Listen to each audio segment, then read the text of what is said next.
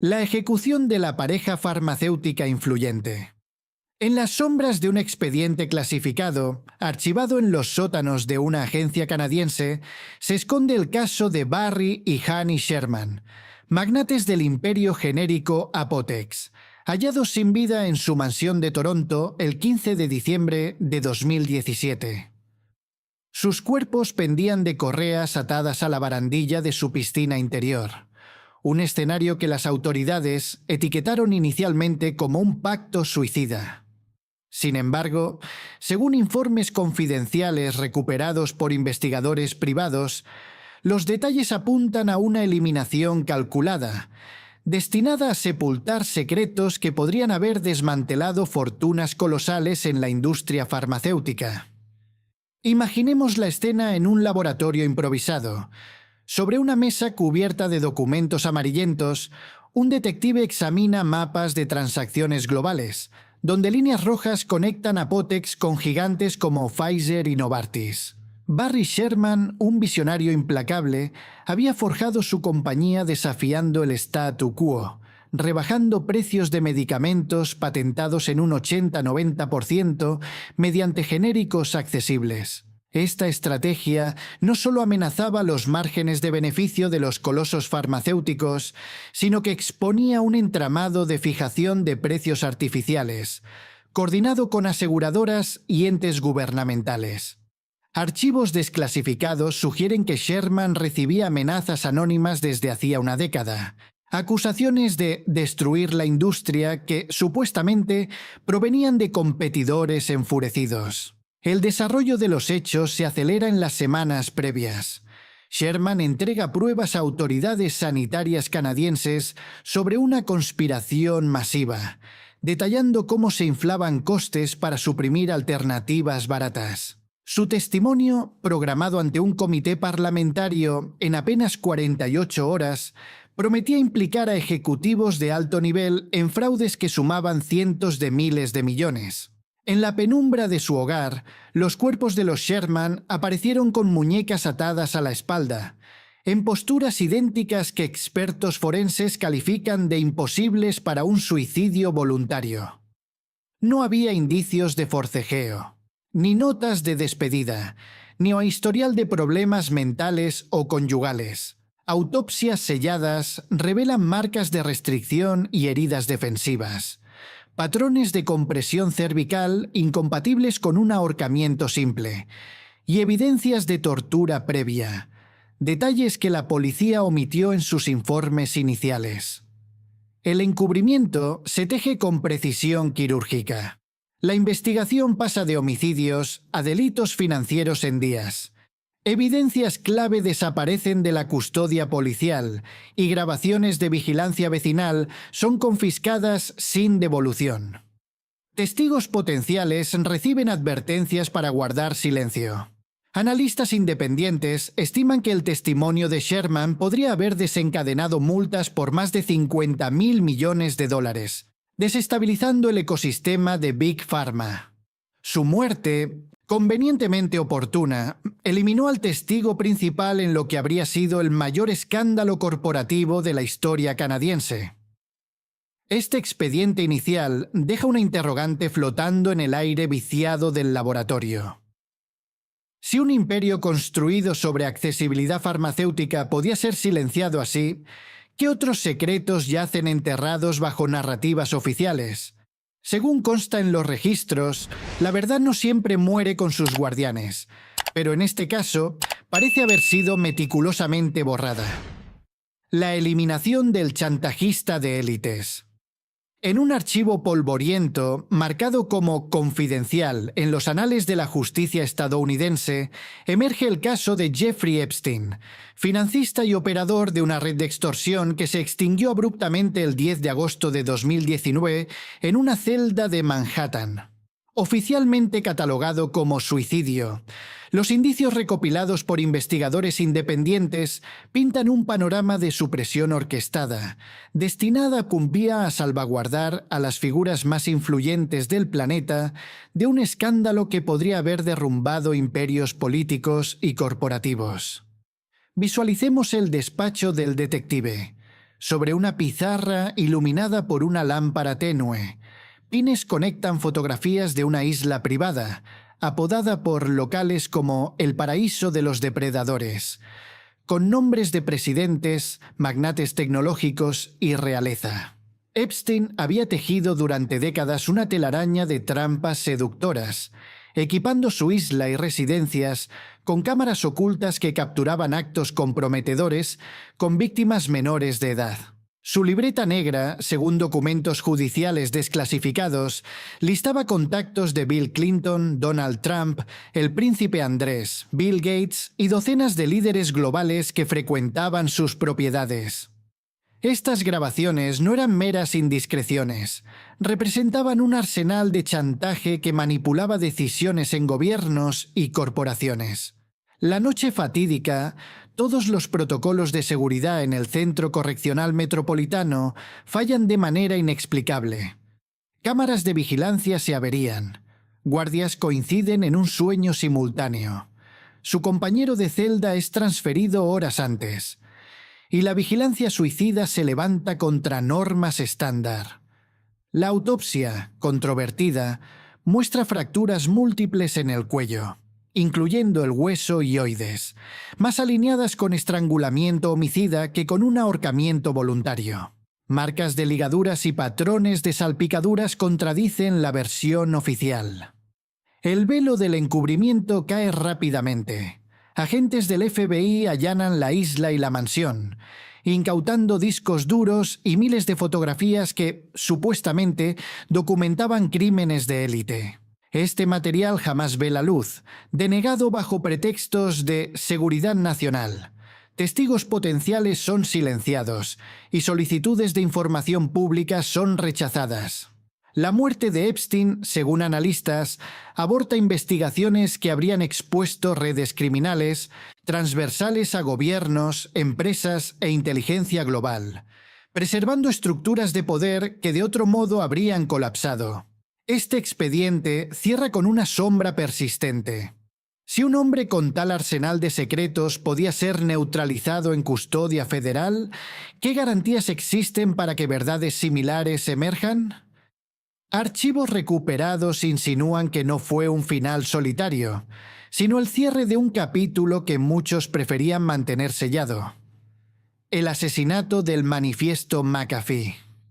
De un dossier digital extraído de servidores encriptados y marcado como alto riesgo por agencias de inteligencia, surge el expediente de John McAfee, fundador excéntrico del software antivirus que lleva su nombre y pionero en criptomonedas, hallado sin vida en su celda de una prisión española el 23 de junio de 2021. Horas después de que un tribunal aprobara su extradición a Estados Unidos, su muerte se registró como suicidio. Pero evidencias recopiladas por analistas independientes apuntan a una neutralización premeditada, destinada a impedir la liberación de un interruptor de hombre muerto, cargado con pruebas de vigilancia masiva y manipulaciones financieras globales. En el laboratorio del investigador, bajo la luz parpadeante de monitores, se despliegan diagramas de redes blockchain y mapas de servidores ocultos. McAfee, cada vez más receloso tras descubrir que su propio software antivirus era supuestamente utilizado por la CIA y la NSA para espiar usuarios a escala mundial, había acusado públicamente a estas agencias de emplear compañías comerciales como fachadas para operaciones de vigilancia que violaban protecciones constitucionales. En meses recientes, desarrollaba una plataforma de comunicaciones seguras basada en blockchain, diseñada para eludir monitoreos gubernamentales y permitir transacciones anónimas, un golpe potencial contra los sistemas centralizados que rastrean y controlan poblaciones.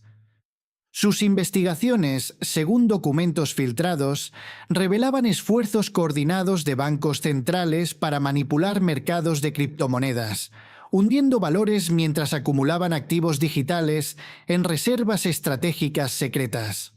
Oficiales penitenciarios reportaron un ahorcamiento con sábanas rasgadas, pero reclusos cercanos alegan haber oído ruidos de forcejeo y voces múltiples en la zona. El footage de vigilancia del corredor resultó corrupto e irrecuperable. Lo más inquietante: minutos después de anunciarse su muerte, todos sus servidores seguros se desconectaron simultáneamente, sugiriendo una acción coordinada por entidades con capacidades técnicas avanzadas y conocimiento previo.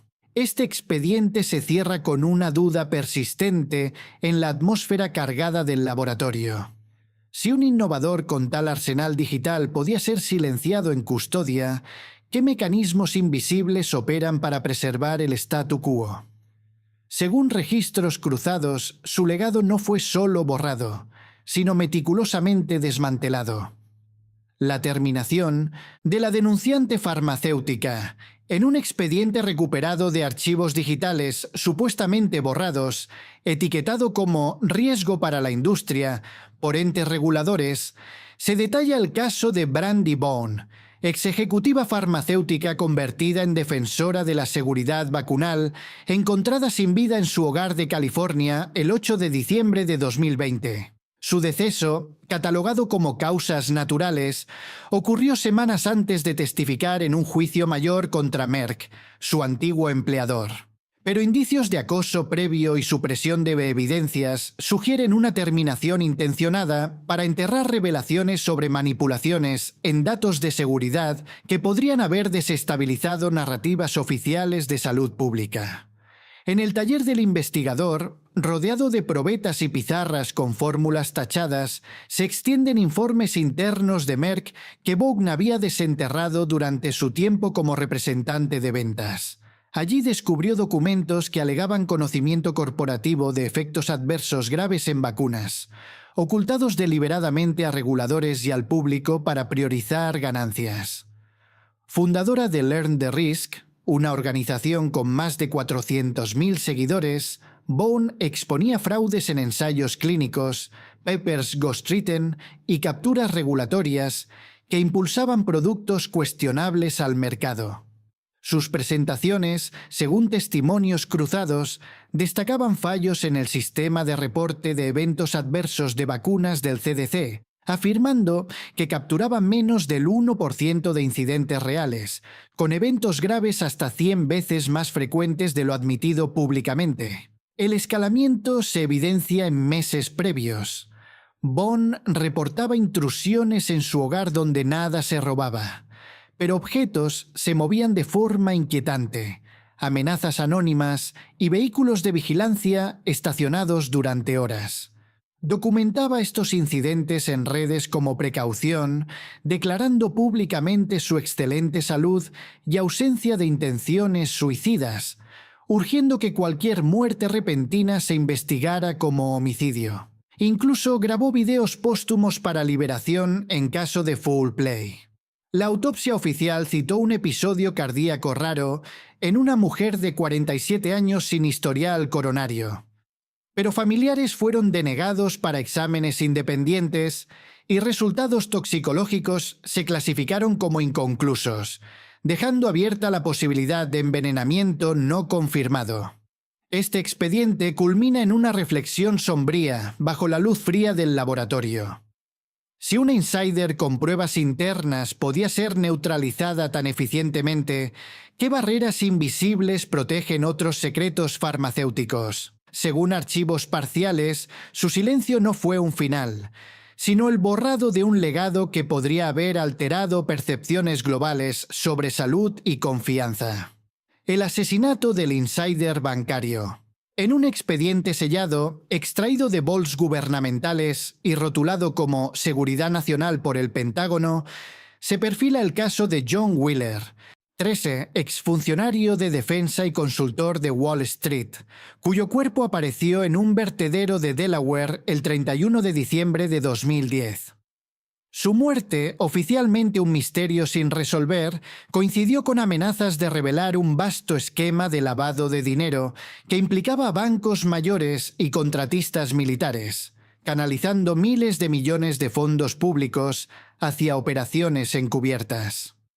En el despacho del detective, sobre una mesa atestada de mapas financieros y organigramas tachados, se conectan pines entre el Pentágono y entidades como JP Morgan Chase, Bank of America y Wells Fargo.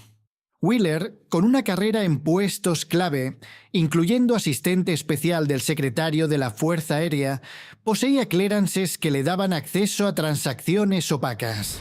Su indagación surgió al detectar anomalías en procedimientos de contratación.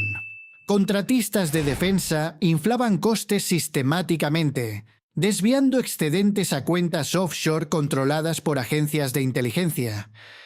Según documentos supuestamente compilados por él, este engranaje involucraba más de 2.000 millones de dólares anuales en fondos malversados, destinados a armas ilegales y operaciones secretas, con bancos facilitando el flujo mediante documentación falsa y omisiones en reportes obligatorios. Las evidencias acumuladas por Wheeler, alegadamente listas para entrega a investigadores congresuales y fiscales, incluían registros bancarios, contratos alterados y correos que coordinaban estas actividades ilícitas. En días previos mostraba paranoia extrema, alertando a allegados sobre seguimientos y monitoreo de comunicaciones. Cámaras de vigilancia lo captaron desorientado, un comportamiento atípico según familiares. El hallazgo de su cuerpo en el vertedero carecía de explicación lógica. No había rastro de cómo llegó allí ni quién lo transportó. La autopsia reveló lesiones compatibles con asalto, múltiples traumas y contusiones, pero autoridades descartaron juego sucio sin indagar discrepancias. Este expediente se cierra con una interrogante que resuena en la quietud del despacho. Si un insider con tal acceso podía ser descartado en un vertedero, ¿qué protecciones reales existen contra redes que desvían fortunas públicas? Registros parciales insinúan que su silencio no fue accidental, sino el precio de desafiar un engranaje inquebrantable. El expositor de vigilancia tecnológica, en un expediente digital rescatado de servidores académicos y clasificado como amenaza a la privacidad por agencias federales, se detalla el caso de Aaron Swartz, activista de Internet y prodigio de la programación, hallado sin vida en su apartamento de Brooklyn el 11 de enero de 2013. Oficialmente un suicidio, su deceso ocurrió semanas antes de revelar cómo empresas tecnológicas colaboraban secretamente con gobiernos para vigilar masivamente a ciudadanos, un hallazgo que prefiguraba filtraciones mayores y amenazaba con desmontar narrativas de libertad digital. En el laboratorio del investigador, ante una pared de pantallas parpadeantes y cables enredados, se despliegan diagramas de flujos de datos que conectan Harvard con gigantes como Google, Facebook, Microsoft y Apple. Swartz, fellow en el Centro Safra de Ética, había investigado alianzas entre estas corporaciones y agencias de inteligencia, descubriendo accesos sin supervisión legal a datos de usuarios. Sus análisis, según informes cruzados, mostraban capacidades de vigilancia que superaban lo conocido por el Congreso o el público. Agencias podían rastrear comunicaciones, transacciones y actividades online en tiempo real mediante acuerdos ocultos. Lo más controvertido era su evidencia de que estas compañías no solo cumplían órdenes, sino que diseñaban plataformas para facilitar la recolección de datos, traicionando la confianza de usuarios y protecciones constitucionales. Sus evidencias se acumulaban en un proyecto de acceso abierto guerrillero, planeando liberar millones de papers académicos y documentos gubernamentales que expondrían el alcance de estos programas. Cargos federales por acceder bases de datos académicas, con penas potenciales de décadas, parecían, según colegas, un pretexto para presionar su abandono de la investigación sobre vigilancia, más que justicia por robo de datos. El timing resulta sospechoso. Días antes de una conferencia donde anunciaba la mayor historia de Internet, sus materiales preparados fueron incautados por agentes federales, nunca devueltos a familiares o representantes legales. Schwartz había expresado optimismo sobre combatir los cargos y negado cualquier intención de autolesionarse. Este expediente culmina en una sombra que se extiende por el laboratorio. Si un visionario con tal conocimiento podía ser silenciado antes de hablar, ¿qué barreras impiden que verdades similares salgan a la luz? Registros parciales sugieren que su partida no fue un acto aislado, sino el cierre de una puerta que muchos preferían mantener atrancada: la liquidación del cártel energético. En un expediente técnico, desenterrado de patentes olvidadas y rotulado como innovación disruptiva por consorcios energéticos, se esboza el caso de Gary Kildall, programador pionero y desarrollador de tecnologías energéticas alternativas, quien falleció bajo circunstancias controvertidas el 11 de julio de 1994. Su supuesta caída accidental en un bar de California coincidió con avances en software que podría haber descentralizado mercados energéticos, amenazando los monopolios de compañías petroleras y eléctricas con un modelo de independencia comunitaria. En el taller del investigador, bajo la luz de lámparas LED parpadeantes y pizarras cubiertas de algoritmos, se extienden diagramas de redes energéticas donde nodos conectan hogares con fuentes renovables. Kildall, creador de uno de los primeros sistemas operativos para computadoras personales, había pivotado hacia grids inteligentes que coordinaban producción, almacenamiento y distribución de energía entre usuarios individuales, eliminando la necesidad de utilities centralizadas. Según patentes recuperadas, su software permitía trading peer-to-peer de energía renovable, permitiendo a comunidades volverse autosuficientes, reduciendo costes y impactos ambientales. Esta innovación representaba un desafío existencial para carteles energéticos, al erosionar la escasez artificial que sostiene precios elevados y hace obsoletas plantas tradicionales. El encubrimiento se activa con precisión. Días después, su laboratorio sufre un robo sofisticado, donde solo se llevan computadoras con el software energético, apuntando a operativos profesionales con conocimiento técnico, no ladrones comunes. Archivos relacionados desaparecen de registros públicos y patentes pendientes se archivan indefinidamente bajo pretextos de propiedad intelectual. Esta supresión no solo eliminó una tecnología transformadora, sino que preservó un statu quo donde el control energético equivale a poder económico. Este expediente se cierra con una interrogante que reverbera en la quietud del taller. Si un innovador con visiones de libertad energética podía ser descartado tan limpiamente, ¿qué fuerzas invisibles custodian los monopolios que nos atan? Registros parciales insinúan que su partida no fue un accidente, sino el precio de desafiar un imperio que prefiere la oscuridad a la luz renovable. La terminación del monopolio mediático. En un expediente periodístico, rescatado de editores silenciados y etiquetado como manipulación narrativa por redes de inteligencia, se detalla el caso de Michael Hastings, periodista investigador y autor, quien pereció en un accidente automovilístico incendiario el 18 de junio de 2013. Horas después de alertar a colegas sobre una publicación explosiva que expondría cómo agencias gubernamentales controlan narrativas mediáticas, su muerte se clasificó como accidente. Pero indicios de anomalías vehiculares y supresión de evidencias sugieren una liquidación para preservar el velo sobre operaciones de influencia masiva. En el despacho del detective, bajo la luz mortecina de una lámpara de escritorio y pizarras cubiertas de recortes de prensa tachados, se conectan hilos entre Operation Mockingbird, un programa CIA para infiltrar medios, y plataformas digitales modernas. Hastings indagaba cómo estas operaciones se habían expandido en la era digital, con agencias capaces de moldear opiniones públicas mediante campañas coordinadas en redes sociales. Sus hallazgos, según correos recuperados, revelaban que outlets mayores recibían directrices secretas sobre qué historias priorizar, cómo enmarcar temas sensibles y qué investigaciones evitar, representando una manipulación sistemática del discurso democrático. Lo más alarmante era su evidencia de que inteligencia empleaba IA y redes de bots para fabricar movimientos grassroots falsos, amplificando visiones marginales mientras marginaban disidencias legítimas. El encubrimiento se teje con rapidez. La historia en preparación nunca se publica, y sus archivos son incautados por agentes federales bajo pretextos de brechas de seguridad nacional.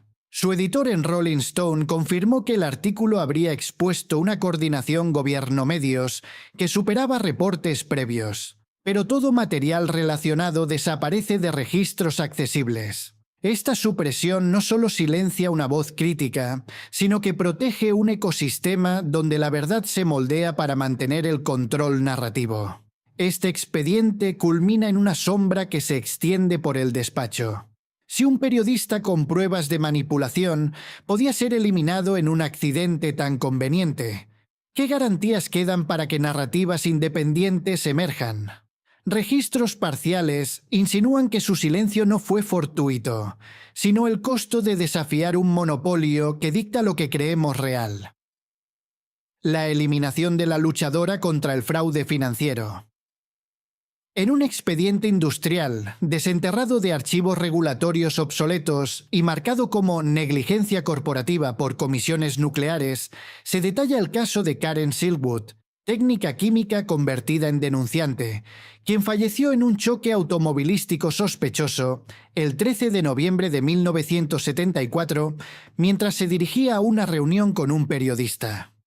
Su muerte, oficialmente un accidente, ocurrió al portar documentos que probaban encubrimientos de contaminación por plutonio, implicando a corporaciones y agencias gubernamentales en negligencias que ponían en riesgo la salud pública a gran escala.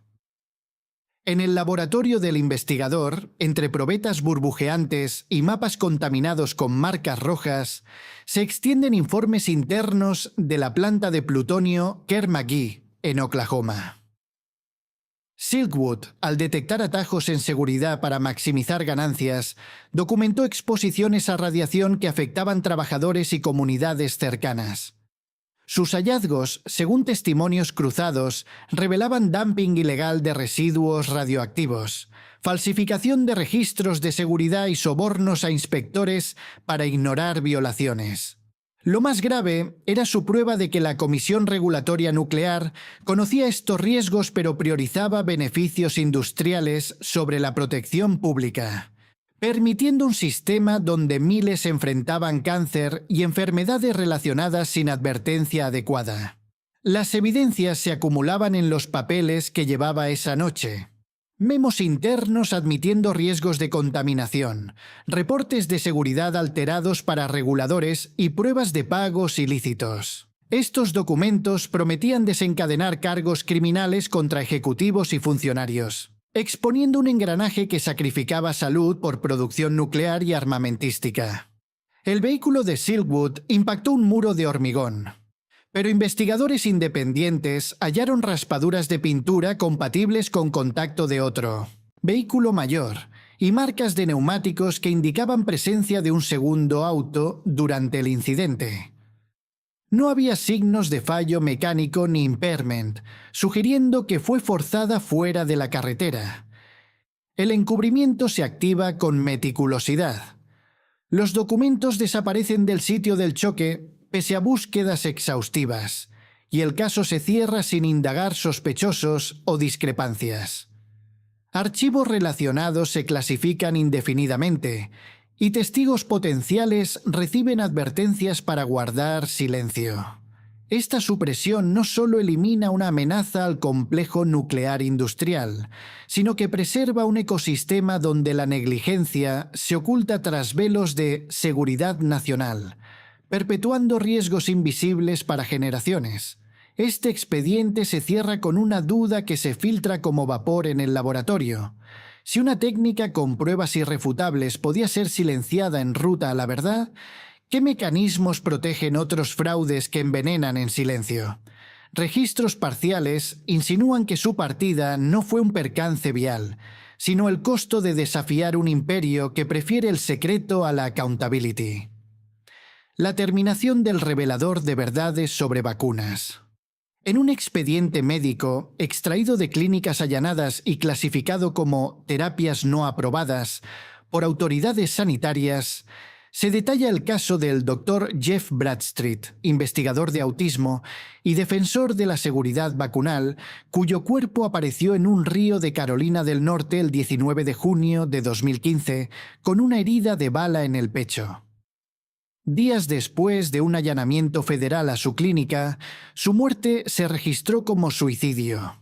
Pero indicios de anomalías forenses y un patrón de eliminaciones similares sugieren una terminación para suprimir estudios que vinculaban vacunas con desórdenes neurológicos, desafiando narrativas establecidas sobre salud infantil. En el laboratorio del investigador, entre microscopios y gráficos de toxicidad con líneas ascendentes, se despliegan protocolos de tratamiento que Bradstreet aplicaba a miles de niños autistas enfocados en detoxificar metales pesados supuestamente introducidos por vacunas. Sus tasas de mejora, alegadamente superiores a enfoques convencionales, cuestionaban la idea de que el autismo es puramente genético e intratable. Publicaciones revisadas por pares, según archivos recuperados, correlacionaban ingredientes como mercurio y aluminio con daños neurológicos, proponiendo que tasas de autismo podrían reducirse eliminando aditivos tóxicos y aplicando terapias de desintoxicación. Lo más controvertido era su investigación sobre nagalase, una enzima que afirmaba se añadía deliberadamente a vacunas para suprimir funciones inmunes, incrementando riesgos de cáncer y autoinmunidad, sugiriendo un uso intencionado para debilitar la salud poblacional por motivos de lucro y control. Este expediente culmina en una prerreflexión que se condensa en el laboratorio.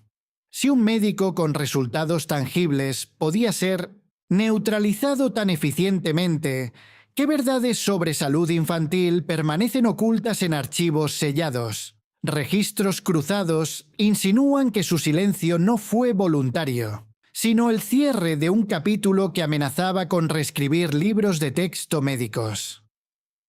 La mayor pérdida no reside en las vidas individuales, sino en las verdades que se extinguieron con ellas. Reformas que podrían haber salvaguardado millones. Exposiciones que habrían desmantelado manipulaciones y revelaciones capaces de alterar dinámicas de control. En esta confrontación entre verdad y poder, el segundo prevalece mediante métodos definitivos. Mientras no se establezcan protecciones robustas para denunciantes y reveladores, los secretos transformadores seguirán muriendo con quienes osan exponerlos, dejando un mundo donde la oscuridad institucional persiste sin desafío.